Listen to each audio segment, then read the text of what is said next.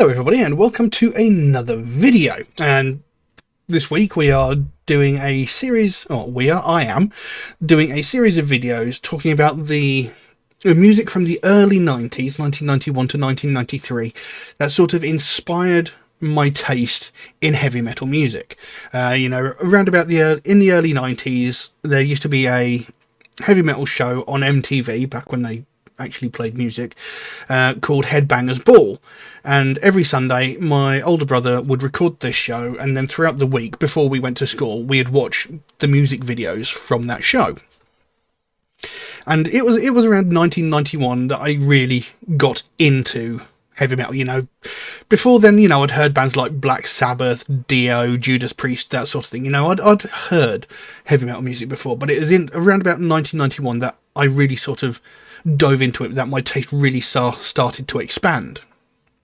And it was mostly thanks to this Headbangers Ball show and my brother playing these videos. So what I'm doing this week is I'm looking back at some of those music videos that inspired my taste in music. And today we're going to be looking at a band called Depressive Age. Now I believe they're a German, predominantly thrash metal band, but I didn't think of them as thrash when I heard this particular track, because we're going to be looking at a track called Immortal Twins, or is it Eternal Twins? I can never get the name of this one right. Yes, sometimes it says Eternal Twins, sometimes it says Immortal Twins. I can never remember which one it is. But anyway, and for me, this was a very unique song, and you will see why. I won't give it away. It's not like a major big surprise, but it was something very different for me when I heard this track. And, I liked this track, but it's not a band that I ever really sort of followed in depth. After hearing this track, and I believe just the album that it came off, which I believe was called Lying in Wait, I never really followed the band after that. They sort of disappeared, because I can never remember the name of the band. I actually had to message my older brother to ask him the name of the band that did this song when I was organising to do these videos. So yeah, I don't even know if they're still going. But this song, I always remember it very well, and it's a song I really liked back in the day, and it's a song that sort of stuck with me, even though I could never remember the name of the band. So yeah, we'll have a look at this track. Let's see what the actual video on. Right, they go by the name Eternal Twins by Depressive Age, even though some places call it Immortal Twins. I don't know.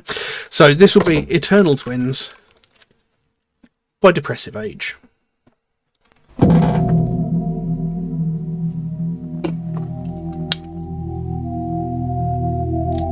Mother got pregnant by rape. Identical twins came to being, but they were different in their minds. The fatal flaw was the bad disposition. Two characters in black opposition. The birth of the twins started this day.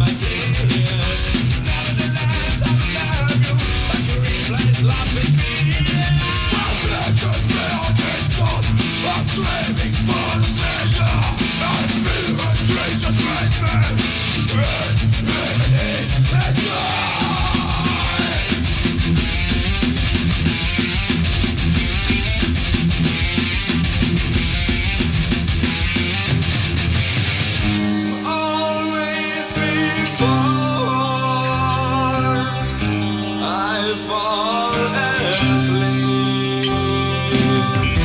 I sense your presence, Mom, like a goodnight kiss. My clown forgot all his jokes. My snowman has melted to tears. Then he ripped off my dolls and stuck nails in their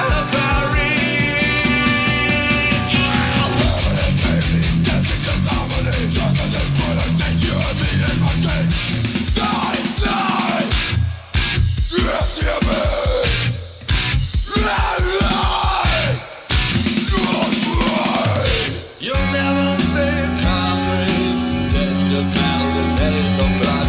While I thought the moon is dry and bone black widows out. We can't live, we can't die, but always together forever apart.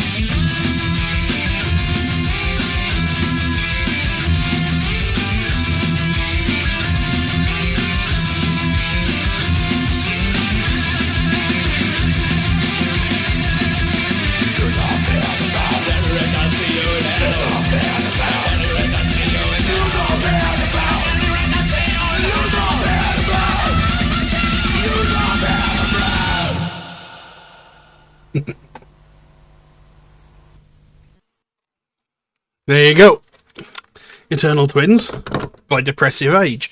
Now, I said before that this was something very new and very different to me for a very unique reason, and it was because of the two singers. You know, you had the one singer doing the harsh, growled vocals, and then you had another singer doing the clean, vocals. And this was the first time I'd encountered that. You know, obviously it's become a very common thing now in, like, grindcore and stuff like... not grindcore. I can't think of the word I'm looking for. But, you get this quite a lot now in those sorts of bands these days, where you've got the one doing the harsh vocals, one doing the clean vocals. But this is the first time I encountered that. And the thing is, the way it's done here, it's very, very clever. Because obviously the song is about a set of twins, and you've got the evil twin, which is obviously doing all the growls and death metal vocals, and then you've got the good twin, as it were, doing the clean vocals, and the whole song is like a conversation between the two. And I just thought that was so genius back then. Obviously, I was 11, 12 years old at the time, so this was a very new concept to me. And it's again, it's just one of those songs that sort of stuck with me because of how unique it was to me at the time. Obviously it's a very common thing these days to have like two singers in a band. I say common, it's not unheard of, because you got bands like Lacuna Coil, where you've got Christina Scabbia and Andrea Farrow, and then you've got all these, I can't think of the bloody, is it grindcore? It's not grindcore, deathcore. Deathcore bands where you've got one guy doing the harsh vocals and one guy doing the clean vocals. It's not uncommon anymore, but this was something very new and unique to me at the time. Now, as I said, the song is about twins, one good and one evil. And even at the very beginning of the song, there's sort of like a build-up of the story, and it says, a mother got pregnant by rape. Identical twins came into being, but they were different in their minds. The fatal flaw was the bad disposition. Two characters in black opposition. The birth of the twins started this game, and relieved mother from the and relieved mother from the same. Shame. God, why can I not speak? So we grew up. And it's very hard to differentiate between the two conversations by the lyrics I'm reading here, because they haven't been sort of separated out. But it starts with the evil twin, as it were, saying, often I saw you caressing your cat. I devised evil plans. You did not smell a rat. So it's like this evil twin seeing the good twin playing with his cat, and he's sort of sitting there going, all right, now, what can I do that's horrible and cruel? You know, and, you know, he sat there making these plans to do something nasty to his twin, and the other twin was gleefully ignorant of it, you know, had no idea what he was about to do. And then in came the good twin, as it were, saying, I told you about things you wouldn't understand. Rays of hope are fading. Why can't we become friends? So the good twin, you know, doesn't want to see the inherent evil that is in his twin brother. You know, he's like, why can't we just get along? Why can't we be friends? Why do you have to be so cruel? You know, why are you like this? Why can't we just, you know, be brothers, you know, get along, you know? And then it goes back into the evil twin, says, feel the fascination of obscure ideas. Where is room for love? I want to take and never give. You know, so he's very selfish sort of person. He's got no room for sort of love and compassion. He only cares about himself and, you know, the cruel sort of ideas that he harvests in his mind. Eclipse and enlightenment since cosmogony, whatever that is, but I'll laugh at your obsequies when you kiss my feet. Again, this is the evil twin. You know, I'll laugh at you when you kiss my feet. You know, I'm gonna do such horrible things to you that you're gonna beg me for forgiveness. You're gonna kiss my feet, you know, and, you know, come crawling and grovelling, asking me to stop. And he carries on, the good twin goes, you made me cry, then you licked off my tears. Nevertheless, I will love you, but replaced love with fears. So it's like, you know, you're horrible, you've done horrible things to me, you've made me cry, but nevertheless, I still love you. But you've replaced love with fear, you know, you've made me, I'm scared of you, but I do still love you, you know. And then again, back to the evil twin. Vibrations fill our discord. I'm craving for the pleasure. I feel the creatures praise me in agony and die. Then it went into very slow bit where the good twin comes in again and says, always before I fall asleep, I sense your presence, mum, like a good night kiss. My clown forgot all his jokes. My snowman has melted to tears. When he ripped off my dolls and stuck nails in their furry ears. So he's like, he always felt the presence of his mother, who I'm guessing has probably passed at this point. You know, he always senses her like a good night kiss, like a warm hug. You know, he always feels her embrace just as he's going to sleep. But he's saying, like, my clown forgot all his jokes and my snowman has melted to tears. So all the things that made him happy have sort of fallen into ruin, you know, like he finds nothing funny anymore, you know, all the things he cares about have melted away like a snowman, you know, it's just melted away to water, and essentially saying, you know, that's turned into tears, you know, because I've got nothing but sadness in me now, because my brother is a horrible, evil person, you know, he destroyed all of my dolls and toys and, you know, defaced them. Then of course it goes to the evil twin. Permanent pain release, fantastic disharmony. Injustice is put on stage. You and me in one cage. Death fly. Kiss the abyss. Arise. Who's wise? You know, so permanent pain release. So there's some sort of pain that this evil twin feels, and by doing these cruel things, it makes him feel better. You know, fantastic disharmony. You know, he gets such a pleasure and such thrill from causing such disharmony. You know, injustice is put on stage, you and me in one case, so we're stuck together no matter what, you know, we're in the same house, you know, we're in the same room, whatever, we are permanently joined, there's no getting away from it. then the good twin then comes back in. You never stayed hungry when you smelt the taste of blood, while I taught the wolves crying and broke Black Widow's heart. We can live, we can die, but always no, we can't live, we can't die, but always together, forever apart. So you never stayed hungry when you smelt the taste of blood. So, if there was a chance to do something cruel, it always sated your hunger for cruelty, for evil. While I was while I was trying to do good things, whilst I was trying to, it says, while I taught the wolves crying and broke Black Widow's heart, I was sitting there trying to do good things. I was trying to tame the wolves, which are commonly thought of as to be vicious, cruel sort of creatures. He was trying to calm his brother. He was trying to make his brother see, that goodness can be, is an attainable thing. And whilst he was trying to sort of tame his brother, as it will, his brother sitting there broke Black Widow's heart, which I can only assume meant his mother. You broke mother's heart by your cruelty.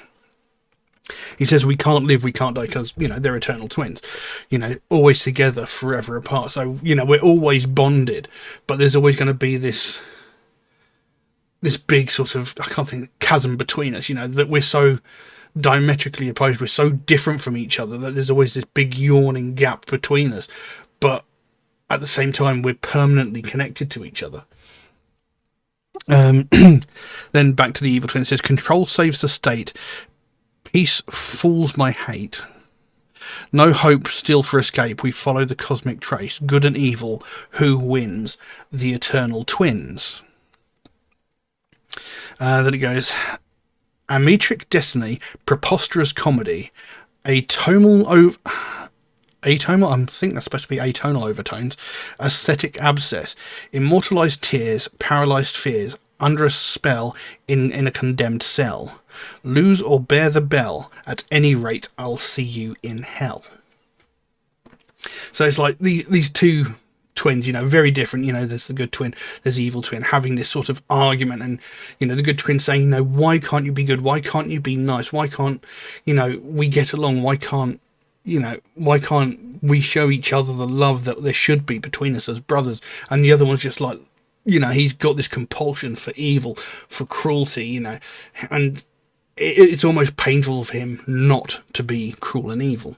You could almost possibly suggest that this is like Cain and Abel, even though there's no direct reference to it, but it's a similar sort of thing. You've got the one twin who's cruel and the one twin who's good, sort of thing. So again, this like I said, this was my first encounter with two vocalists doing different styles and also telling a story.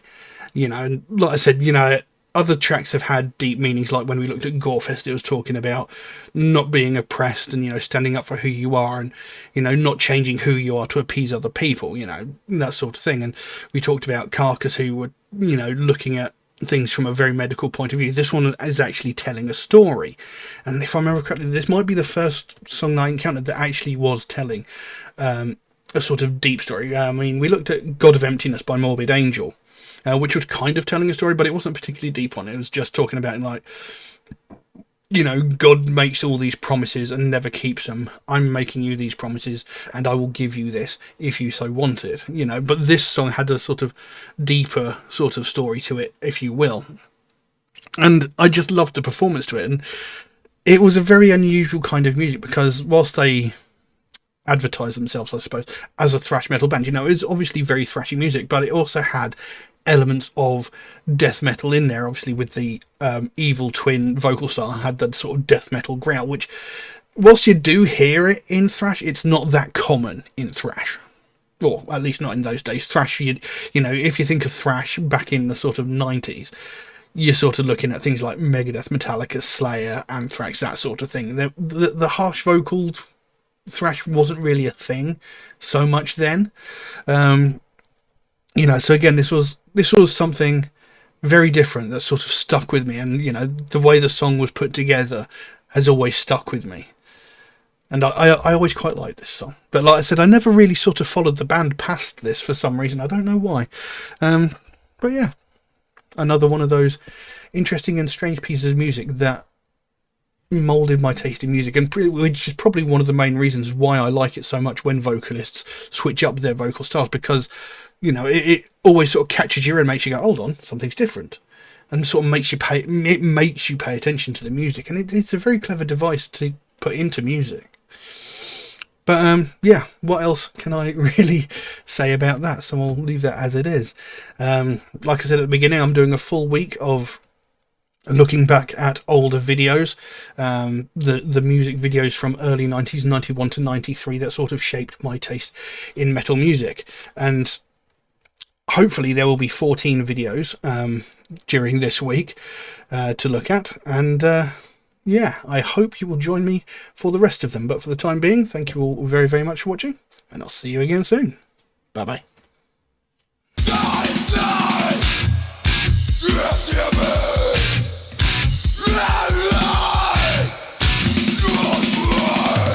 You'll never stay hungry, then just smell the taste of blood.